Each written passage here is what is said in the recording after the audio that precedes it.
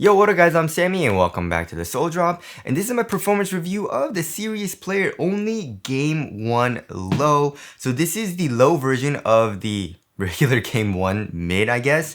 But yeah, as far as the price goes, they released the price and it's $180, which is kind of insane. You know what I mean? I believe the regular Game 1 mid was like 140, 150 bucks. So that kind of sucks, but how is the performance? If you guys do want to cop, I'll try to leave in the affiliate link in the description box. If you do choose to get this shoe, it does help me out if you buy it through the affiliate link in the description box. And as always, thank you guys so much for all the support. But yeah, let's get it started right off with the traction.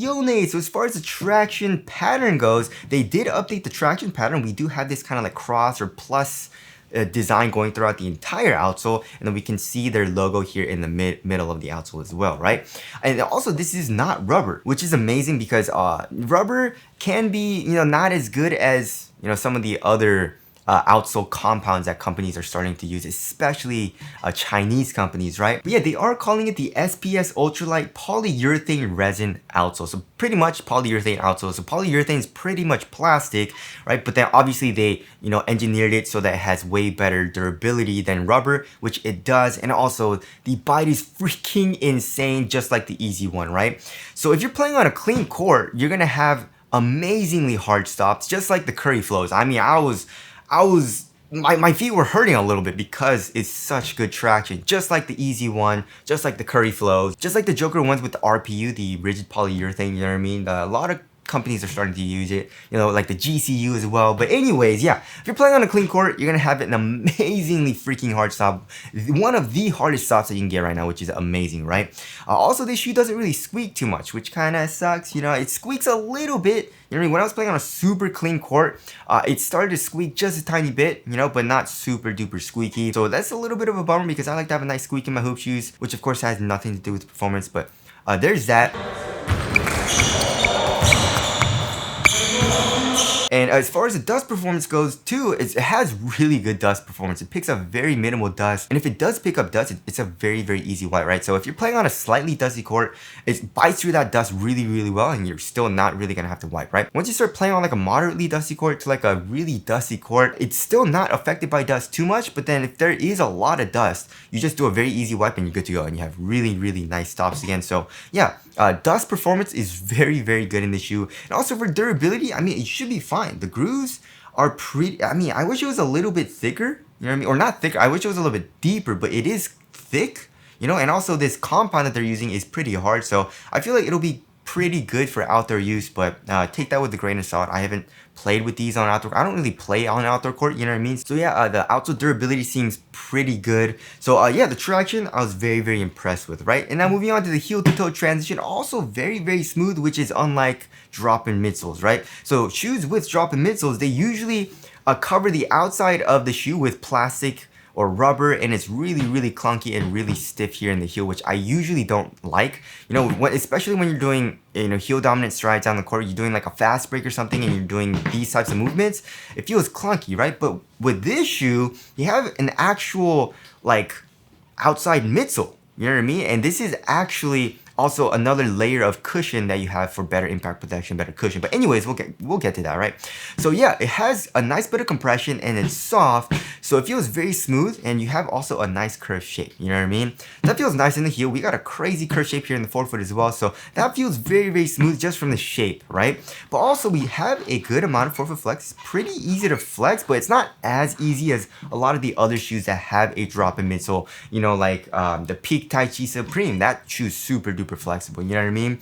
The Luca 4s, the Sabrina 2s are a little bit more flexible. This, I need to put a little bit more, force into it to flex it, but also has a nice bit of, flex to it as well. Not super flexible though, but it does have a nice bit of flex, right? So yeah, it's just more of like a smooth heel to toe transition with okay torsion support. It's not the best, you know what I mean? And it is using a P-Bax torsion plate as well, right?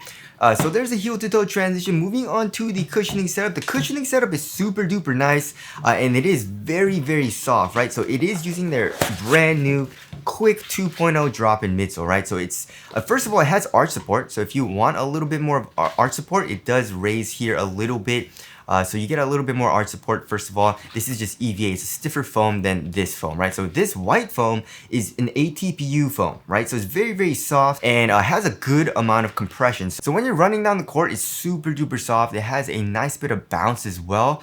But I would argue that it might be even a little too soft for some people. It actually reminds me of like the 808 Ultra. So with the Super Boom, right? Not as soft though, because it is kind of like glued down with this material. So the actual underfoot cushion is a tiny bit stiffer, which makes it a little bit better for responsiveness. But I liked it though. I really enjoyed it. I really like it. However, I'm just saying if you want like a really stiff, responsive setup from your cushion, then this probably isn't the best because it's very, very soft, right?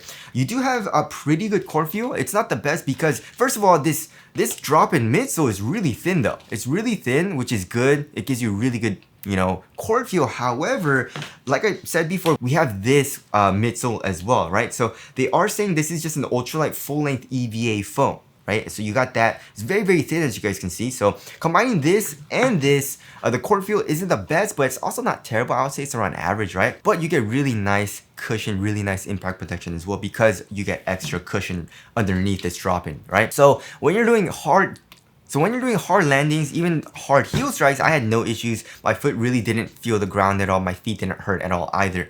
So yeah, impact protection is great. Has nice bounce, has nice underfoot cushion. Step-in cover is also really, really comfortable. And with this kind of like silicone like covering on top of this drop-in, it's really sticky and it improves the lockdown as well, which we'll get into in lockdown, right? So overall, I mean, the only thing I would say that could be better, of course, is the core feel, but again, it's not terrible, and you do get really good impact protection and cushion from the actual foam because it's a little bit thicker. So yeah, I actually really like the cushioning setup. And for people like Jordan, you know, this is Jordan's kind of like signature like PE, you know what I mean? If you guys didn't know, he's a professional dunker, and this is kind of his shoe, you know what I mean? And if you're dunking and if you're doing really hard impacts, really hard landings, this is gonna be a very good setup, right? So there is a cushioning setup there. Moving on to the upper. So for the upper, they're using a multi-layered composite, right? But it's pretty much just like a screen mesh, right? It's a plastic screen mesh pretty much. And here on top of your toes, it's super soft and it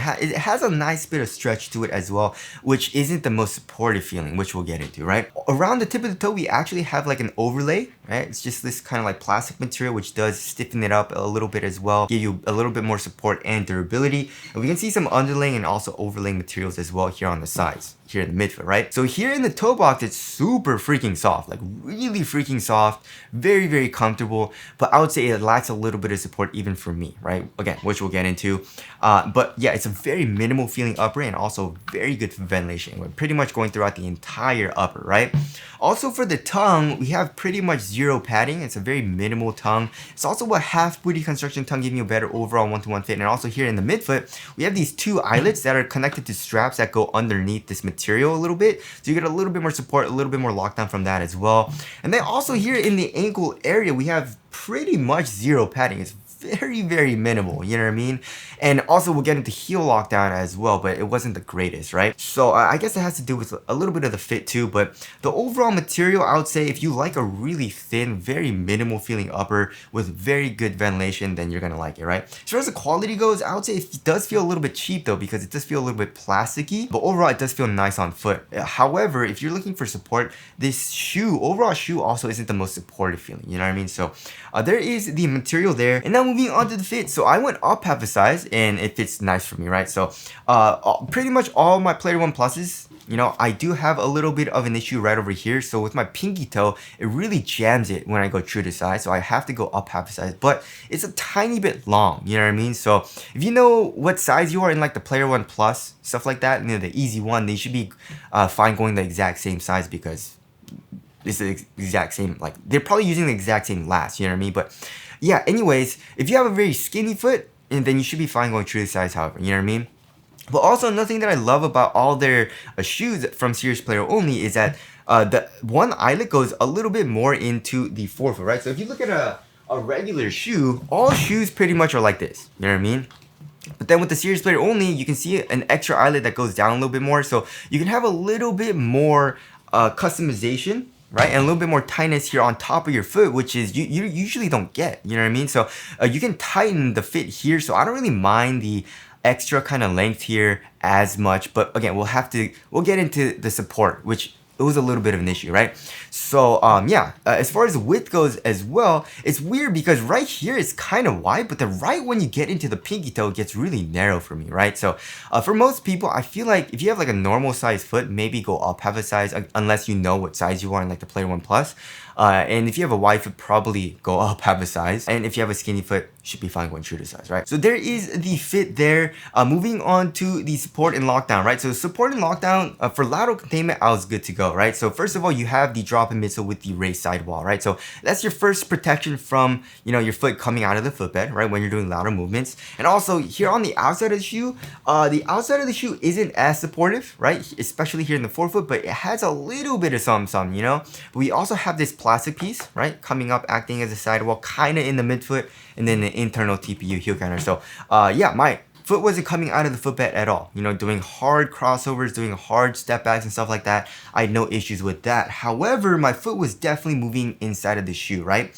Which kind of sucks. I feel like that has to do with you know, this material being really soft, right? Even when I really tightened the laces here, I don't know what it is. It just felt kind of not locked down here in the forefoot to me. You know, probably because this material is just super duper soft, and also maybe a combination of that with the roomier fit, kind of because I did go up half a size, right?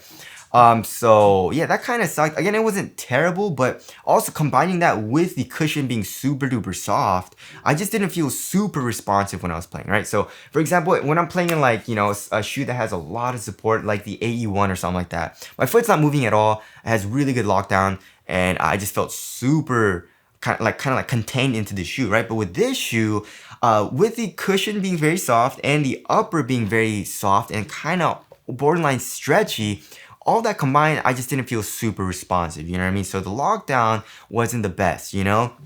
Also here in the midfoot, they did add a little bit of glue though. So it does feel pretty supportive here. Here in the midfoot. Again, it's not like a super supportive material, but they did glue it down a little bit more. It feels a little bit sturdier, right?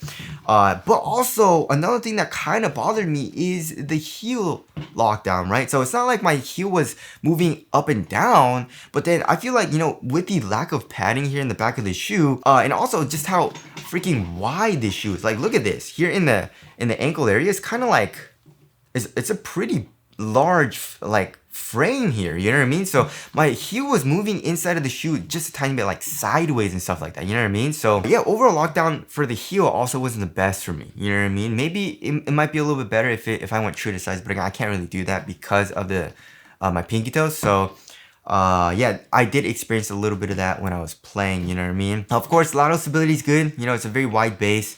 But yeah, overall lockdown and support wasn't the greatest for me. So there's that. Moving on to the weight of the shoe. This shoe is really freaking light though, right?